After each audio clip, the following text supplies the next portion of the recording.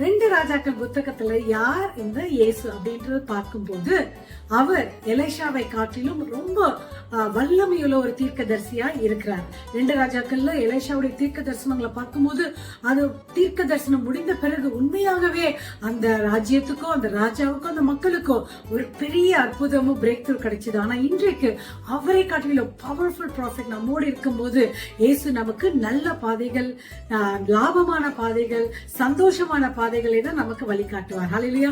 அதுக்கு நன்றி சொல்லி ஜெபிப்போம். அன்பின் தகப்பனே, இந்த நாள்ல கூட எங்களுக்கு மத்தியில ஒரு பவர்ஃபுல் வல்லமையுள்ள தீர்க்கதரிசியா இருக்கிறதற்காக நன்றி. எங்களையும் நீங்க வழி நடத்துங்க, ஒவ்வொருவரையும் ஆசீர்வதிங்க. Give you all the glory. In Jesus name we pray. Hallelujah.